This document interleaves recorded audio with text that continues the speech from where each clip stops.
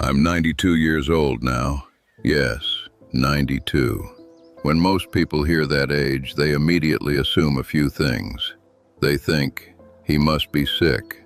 He probably can't move around much. His memory must be fading. He's probably just waiting for life to end. But that's not the story I came here to tell. What I want to share with you today is not some big secret. It's not a miracle cure. It's not an expensive health plan. It's not a magic formula for living forever. What I want to talk about is something much simpler than that. I want to talk about the small things, the simple things, the ordinary things that changed the course of my life. For most of my life, I didn't have luxury.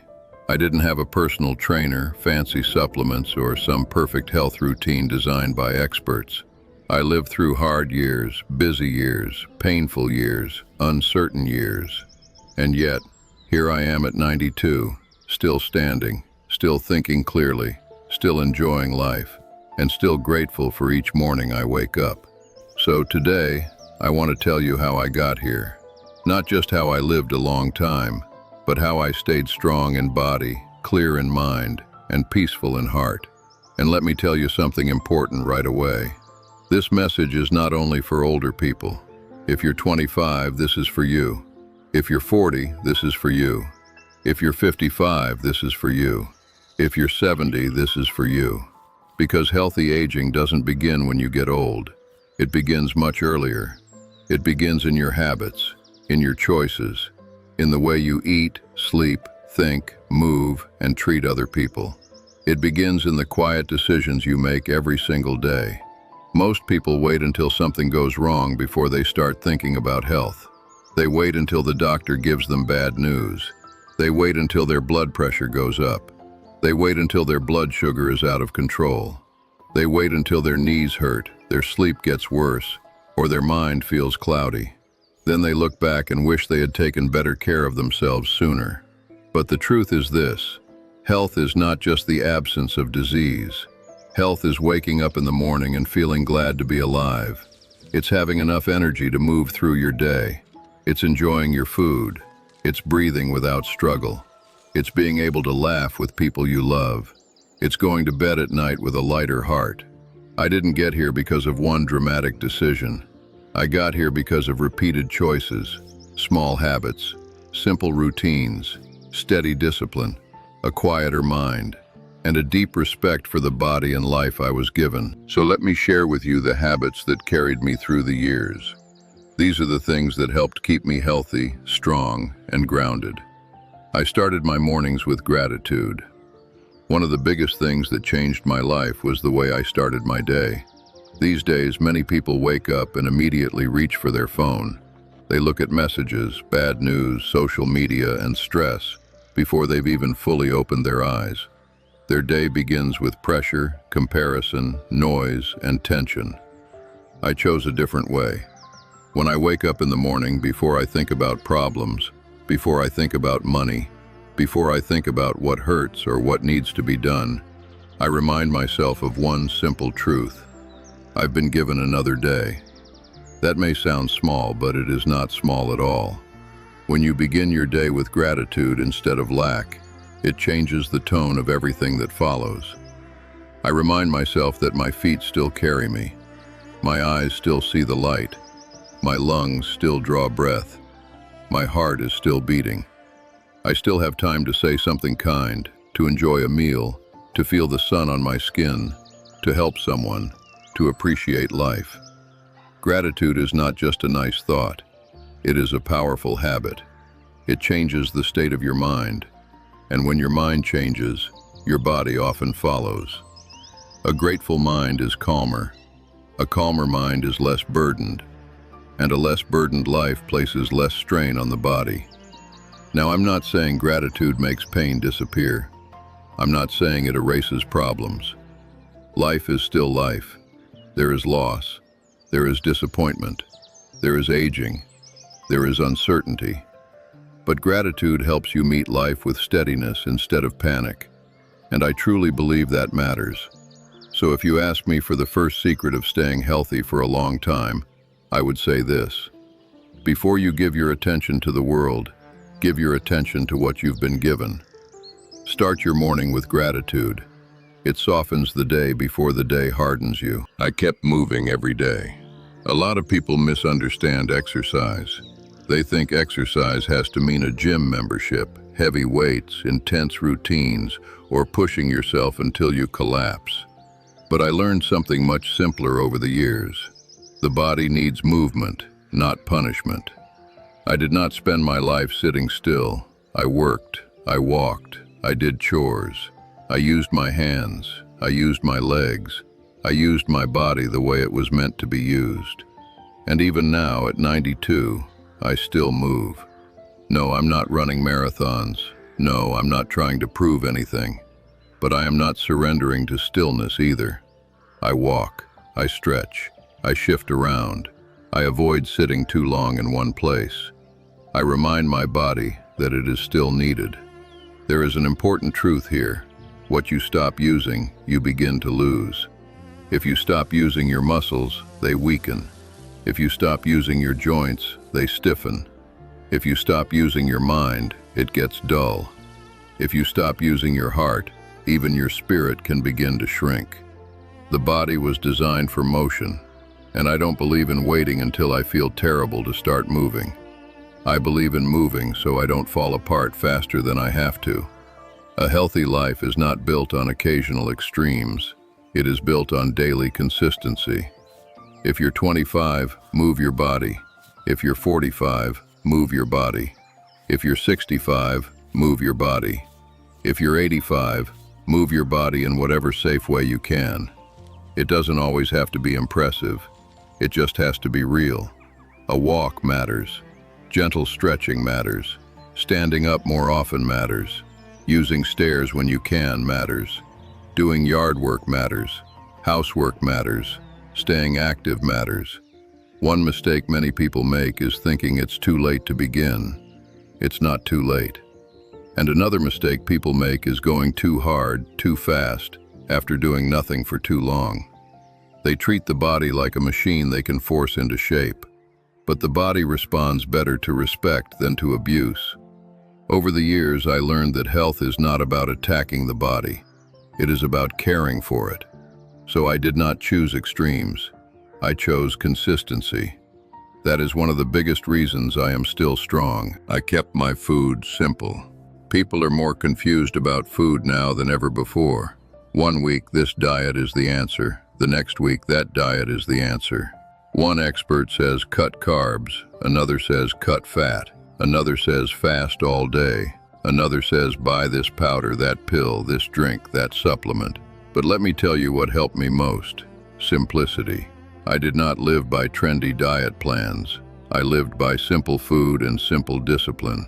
I ate home-cooked food whenever possible. I did not make a habit of overeating. I did not eat until I was stuffed. I ate until I was satisfied. I ate slowly.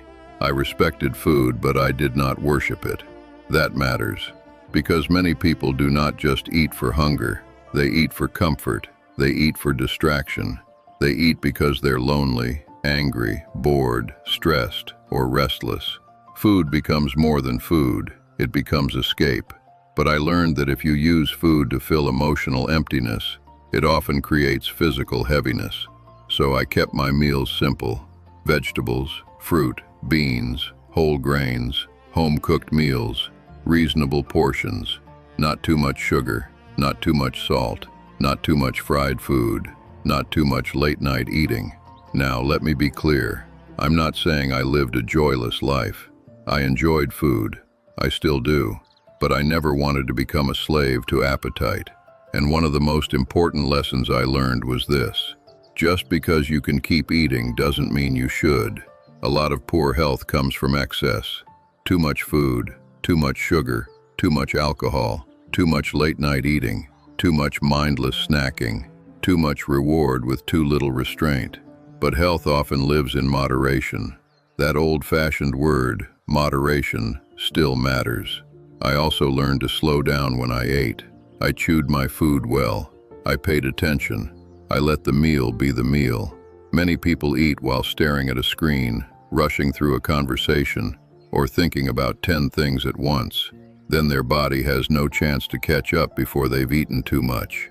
I respected the pace of eating, and that helped me more than people might realize. If you want a better future, pay attention to your plate, because the choices you repeat with food do not stay small. Over time, they become your health. I respected water and sleep. Sometimes the things that matter most are the things people overlook. Water, sleep, rest. These are not exciting topics. They don't sell a lot of flashy promises, but they are deeply important. I always tried to make sure my body got enough water. I did not need every drink to be sweet. I did not need fancy beverages to stay hydrated. I understood that the body depends on the basics. And then there's sleep. I believe good sleep is one of the greatest forms of healing available to the human body. Today, many people wear exhaustion like a badge of honor. They brag about getting only 3 or 4 hours of sleep. They act as if being constantly tired means they are important or productive. But your body does not care about that performance. The body has laws, and if you ignore those laws long enough, the body eventually sends you the bill.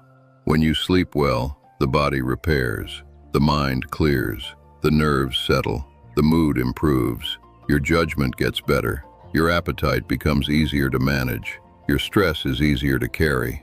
When you do not sleep well, everything is heavier. You're more irritable. You crave worse food. You think less clearly. You react more emotionally. Your body recovers more slowly. So I tried to protect sleep. I did not make a habit of eating huge meals late at night. I did not want to carry a restless mind into bed. I valued routine. I valued rhythm. I valued winding down. Did I always sleep perfectly? No, of course not. I lived through grief, stress, loss, uncertainty, and worry like everyone else. There were nights when sleep came easily, and nights when it did not. But even during hard seasons, I never stopped respecting sleep, and I believe that made a difference over the years. So my advice is simple. Drink enough water. Get enough rest. Do not treat your body like a machine that can run forever without recovery. It cannot. I let go of anger as much as I could. Now I want to talk about something many people do not think of as a health habit. Your emotional life, your inner life, what you carry in your heart. I have lived long enough to tell you this with confidence. Bitterness is heavy. Anger is heavy. Resentment is heavy. Jealousy is heavy. Unforgiveness is heavy. And what is heavy on the heart often becomes heavy on the body too. I had people disappoint me. I had people wound me. I had unfair things happen in my life. I have known betrayal, grief, hurt, and deep frustration. So I'm not talking like a man who had an easy road. I'm talking like a man who learned something the hard way. When you hold on to anger for too long, it hurts you more than the person you're angry with. Now, I'm not saying you have to pretend people didn't hurt you. I'm not saying injustice is fine. I'm not saying every relationship should be restored. What I am saying is this: you cannot keep drinking poison and expect your body to feel at peace. At some point, I had to make choices. Not always easy choices, not instant choices, but deliberate choices. I had to say, I will not let this pain keep ruling my life. I will not let this bitterness become my personality. I will not let this old wound keep hurting me every day. Forgiveness is not always an emotion. Sometimes it is a decision. Sometimes it means releasing the right to replay the injury in your mind again and again. Sometimes it means choosing peace, even if you never receive an apology. And I truly believe this helped my health, because peace matters. Calm matters. A lighter heart matters. Many people focus only on food, medication, and physical exercise. But your emotional burden matters too. Ask yourself, what am I carrying that is wearing me down? Who am I still mentally arguing with every day? What pain am I feeding that needs to be released? You do not have to live with a perfect heart, but you should not live with a poisoned one either. As much as I could, I chose peace. and I believe my body benefited from that choice. I gave myself a reason to get up in the morning. Living a long time is not enough by itself. You also need a reason to live. I have met people who were younger than me in age, but older than me in spirit. Their body was alive, but their inner fire was gone. They had no purpose, no curiosity, no responsibility, no reason to get up except to pass the time. That kind of life ages a person quickly. I always tried to have some purpose. Not necessarily a huge purpose, not something dramatic, but something real, a task, a responsibility, someone to help, something to read, something to learn, a prayer to say, a conversation to have, a reason to care. Purpose keeps a person alive in a way that medicine alone cannot. Your job may end, but your value does not end. Retirement may come, but your usefulness does not disappear. Old age may arrive, but meaning does not have to leave. One of the greatest lessons I learned is this: a person needs more than food to live. A person needs purpose. Even now, I like to feel useful. I like to contribute. I like to do what I can in the measure I can. That keeps my mind engaged and my spirit awake. You do not have to run the world. You just need a reason to stay connected to life. When you feel needed, you live differently. When you feel responsible for something good, you carry yourself differently. When you know your life still matters, your energy changes. So never think purpose is only for the young. Purpose is for the living. I valued people, laughter, and connection. Loneliness is one of the quietest forms of suffering. A person can look fine on the outside and still be slowly fading inside because they feel alone, unseen, and disconnected. I have come to believe that health is not only physical, it is also relational. Who do you laugh with? Who do you talk to? Who checks on you? Who do you love? Who loves you? Who knows how you're really doing? These things matter. My life stayed rich because of people. Family, friends, neighbors, familiar faces, shared meals, conversations, moments of laughter, small kindnesses. When you get older, you realize something very clearly. People matter more than possessions. At the end of the day, you do not remember every dollar you earned. You remember who sat at the table with you. You remember who held your hand when life was hard. You remember who stayed. You remember who cared. And laughter matters too. A house with laughter is healthier than a house full of tension. A heart that still knows how to smile stays younger than one that has forgotten joy. I did not want to become cold with age. I did not want to become so guarded, so offended, or so hardened that I could no longer enjoy people. So I tried to stay connected. I spoke to people. I appreciated people. I tried to keep relationships alive. I tried to say kind words while there was still time to say them. Because life becomes much heavier when you try to carry it alone. And I believe that connection, affection, and shared joy have helped keep me alive more than many people realize. I did my best to avoid destructive habits. Sometimes staying healthy is not only about what you add. Sometimes it's about what you stop doing. There are habits that slowly damage the future. Smoking too much, drinking too much, eating junk every day, ignoring sleep, living under constant stress, never moving, never saying no to your own cravings, avoiding doctor visits, ignoring warning signs from the body. I was not a perfect man. I made mistakes. I had seasons where I knew better than I acted. But I learned this: the body remembers what you repeatedly do to it. You may not feel the cost immediately. You may get away with bad habits for a while. You may think nothing is happening.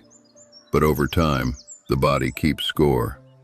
That is why daily choices matter so much. You do not destroy health in one day, and you do not build it in one day either. You do it little by little. So I tried not to normalize what would hurt me. I tried not to excuse what would eventually weaken me. I tried not to make peace with habits that were quietly working against my future. Too many people choose what feels good for a moment, and then suffer for years. Discipline may feel hard in the moment, but regret is often much harder later. So my advice is simple. Do not make a home out of habits that are destroying you. I listened to my body and respected medical wisdom. Some people ignore their body completely. Others become fearful over every little thing. I tried to live in the middle. I paid attention. If something felt unusual, I noticed it. If something changed, I took it seriously. If I needed medical advice, I got it. I did not live in denial, and I did not live in panic either. That balance matters. Wisdom is not pretending you know everything. Wisdom is knowing when to pay attention and when to get help. The body speaks, sometimes softly, sometimes loudly. It speaks through fatigue, through pain, through shortness of breath, through changes in sleep, through appetite, through weakness, through discomfort that keeps returning. Ignoring those signals does not make you strong, it just makes you late. I respected doctors, but I also understood that medicine is not a substitute for responsibility. You cannot live carelessly and expect prescriptions to do all the work. So I believed in both, good habits and wise medical care. That combination matters. Pay attention to your body. Do not be ruled by fear, but do not ignore what needs to be addressed either. That is part of taking care of yourself. I did not fear getting older. A lot of people are afraid of aging. They are afraid of wrinkles, afraid of gray hair, afraid of slowing down, afraid of no longer being young. But I want to say something clearly. Getting older is not the tragedy. Living badly is the tragedy. I am 92. My body is not the body of a 25-year-old man, and I do not expect it to be. I need more rest. I move at a different pace. Some things take longer than they once did. But that does not mean life has lost its value. I still feel joy. I still feel gratitude. I still feel purpose. I still appreciate beauty. I still enjoy a good day, a good meal, a good conversation, a good laugh. I am not chasing youth. I am protecting vitality. That is very different. There is wisdom in accepting age without surrendering to despair. There is dignity in growing older with grace instead of fear. Every year brought lessons. Every hardship taught me something. Every loss deepened my appreciation. Every scar told a story. So no, I did not waste my later years trying to deny my age. I tried to honor my life, and I believe that made aging easier. My 12 simple principles for a long, healthy life. Let me bring this all together in a clear and simple way. These are the 12 principles that helped carry me into old age with strength and peace. Number 1, start the day with gratitude. Number 2, move your body every day. Number 3, keep your food simple and nourishing. Number 4, do not overeat. Number 5, drink enough water. Number 6, respect sleep and rest. Number 7, let go of anger as much as you can. Number 8, live with purpose. Number 9, stay connected to people. Number 10, avoid habits that quietly destroy your health. Number 11, listen to your body. Number 12, do not fear aging. Focus on living well. None of these principles are flashy. None of them sound magical. That is exactly the point. The things that build a life are often simple, quiet, repeated, consistent, easy to overlook but powerful over time. My final advice to you. So let me leave you with this. Your body is your home. Your mind is the atmosphere you live in. Your habits are the builders of your future. What you do today will echo later. If you keep overeating today, that choice will grow. If you begin walking today, that choice will grow too. If you choose rest today, your body will remember. If you forgive today, your heart will feel lighter tomorrow. If you drink water, sleep better, and calm your mind, your future self will feel the difference. And no, I am not telling you that the goal is simply to reach 92. A long life by itself is not the only victory. The deeper victory is to live your years well. To reach old age without saying, I neglected myself. I poisoned my peace. I ignored what mattered. I spent my life chasing things that never truly satisfied me. At 92, I have outlived many people I once loved. I have seen the world change in ways I never imagined. I have watched time take many things, but one belief has stayed with me. A good life is not built in grand moments. It is built in daily choices. That is how health is built. That is how peace is built. That is how strength is built. That is how dignity is built. So do not wait. Do not wait for a diagnosis. Do not wait for a crisis. Do not wait until your body forces you to listen. Do not wait until you are older and wish you had started sooner. Start now. Wake up a little earlier. Drink more water. Walk a little more. Eat a little better. Sleep a little earlier. Speak a little kinder. Let go of something heavy. Take care of what you've been given. These things may not make headlines, but they shape lives.